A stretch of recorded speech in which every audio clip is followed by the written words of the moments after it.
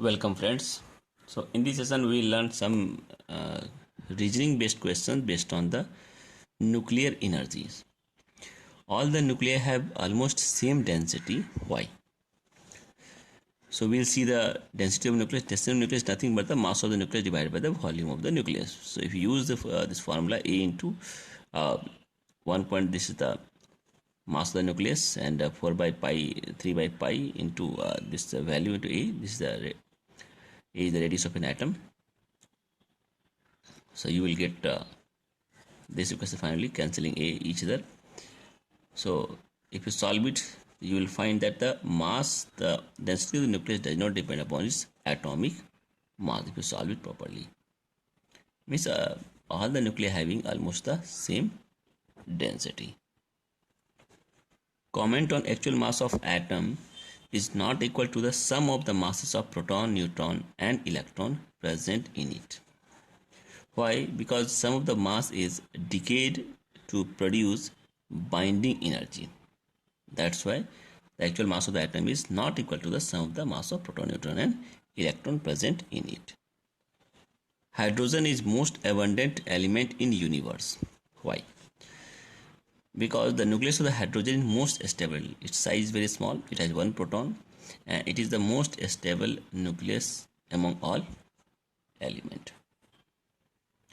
In the nucleus, protons carry similar charge and experience high repulsive forces. Even the nucleus is stable.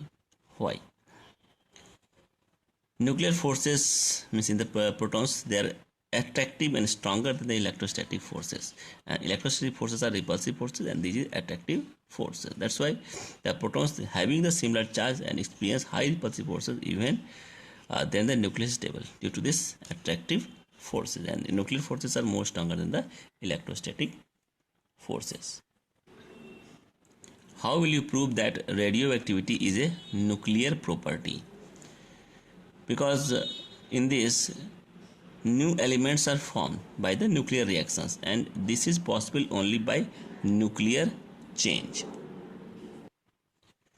In comparison of beta particles, alpha particles have low penetrating power and greater ionizing power. Why? The reason of lower penetrating power of an alpha particles is their bigger size. The size of the alpha particles are bigger and their kinetic energy is also very high. That's why their ionizing power is greater than that of beta particles. X-rays are emitted when a radionuclide undergoes electron capture. Why? Because the radionuclide captures one of its own inner orbital electrons. As the electrons rearrange themselves to compensate for the electrons nulled into the nucleus, X-rays are emitted. Is emission of X-rays possible by a nucleus? Answer is yes, because nucleus emits X-rays after electron capture. What kinds of elementary particles are employed for the artificial transmutation of elements? Comment on their effectiveness. Charged particles such as alpha particles, neutrons, protons and electrons and neutrons, these are used as projectiles. These are used as projectiles for artificial transmutations. Neutrons with its neutral character has stronger striking abilities because it does not need extra energy to overpower the energy barrier. It does not need extra energy to overpower the energy barrier during the penetration of the nucleus. Why are neutrons more effective than protons of equal energy in causing artificial disintegration of atoms? Why? Because neutrons, they are being neutral in nature, so they can penetrate nucleus and do not exert repulsive forces like the positive charged particles. Why are positively charged projectiles provided high energy before bombarding the atomic nuclei? It is so to overcome the repulsive forces from nucleus, because nucleus is positively charged, in order to penetrate the nucleus. A very high temperature is required for nuclear fission. Why? So actually nuclear fission is a thermonuclear reaction. So for this high temperature is required. Because repulsive forces carry out between the two nuclei and the high amount of energy is required to overcome these forces. So high temperature is required. Fusion reactions are known as thermonuclear reactions. Why we can say fusion reactions are thermonuclear reactions? Because nuclear fusion reactions, it requires very high temperature, and temperature is greater than 10 per 6 lakhs, means 1 million Kelvin. So in order to overcome the electrostatic repulsion between the nuclei when they come together and fuse. Which one is more hazardous for civilization? Nuclear fission or nuclear fusion, and why? Nuclear fusion is more hazardous because it involves the more energy evolution per gram matter. So this will give you more energy. That's why it is more hazardous. So it has not been possible to build a reactor based on the nuclear fusion. Why? Because nuclear fusion is uncontrolled reaction. So we cannot build a reactor based on nuclear fusion. Uranium U-38 is not used as fuel in reactor. Why? Because its activation energy. So activation energy of U-38 is higher than that of U-235. How is C14 produced in nature and what happens to it subsequently? Give equation for these processes. Actually, C14 is formed in the upper atmosphere by the action of cosmic radiations on nitrogen 14. You can see this reaction. This is a nitrogen element, and when neutrons bombarding on this nitrogen atom is converted into C14 and one proton is released. So carbon 14 so produced is subsequently converted to carbon dioxide, which is absorbed by plants and trees during photosynthesis, and finally it passes to animals which eats plants. Alpha particles cause more damage to the tissues than beta particles. Why? Due to the low penetrating power of the alpha particles. Alpha particles having the low penetrating power because size is bigger. So it provides all the energy at one spot, damaging the tissue. There is an analogy between the stability of the nucleus lead-208 and the lack of reactivity to argon gas. Explain.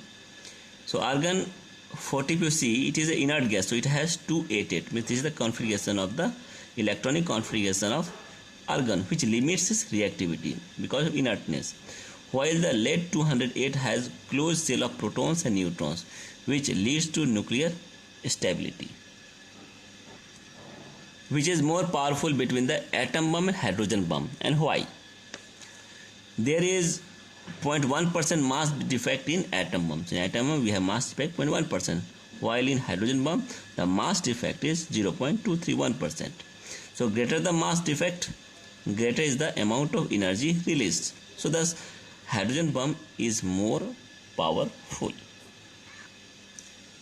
Rutherford obtained oxygen by bombarding the helium particles, so nitrogen nucleus. But when alpha particles were bombarded on a gold foil, no new element was formed. What is the reason? Actually, nucleus of nitrogen, they have a less positive charge than gold. So thus alpha particles attack readily on nitrogen nucleus, while highly energized alpha particles will be required for attack on gold nucleus. There is a vast difference between the chemical activities of proton and neutron, but not between the sulfur 32 and sulfur 35. Why? At the same temperature, the chemical reactivity depends upon the collision frequency. Kinetic energy of proton and neutron is same, but due to the higher velocity of proton, its collision frequency is also higher. Why? Because mass of the proton is half of neutron. You can see it has one proton, as well as one neutron. On the other hand, there is not much difference between the velocity of the sulfur 32 and sulfur 35. Why? Because the difference in chemical reactivity, the isotope, is called as the isotopic effect.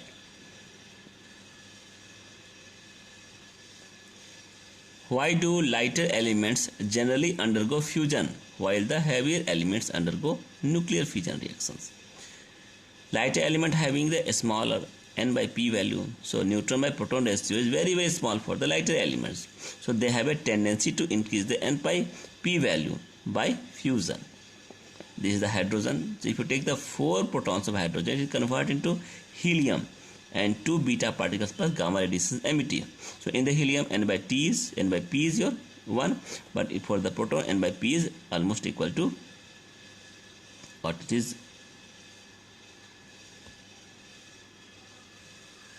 0. Why? Because neutron is 0. Heavy element n by p is, for heavy element n by p is high. Why? Because they have a tendency to reduce this value. So they achieve it through fission in which the certain number of neutrons are ejected, thus lowering the n by p value of the products.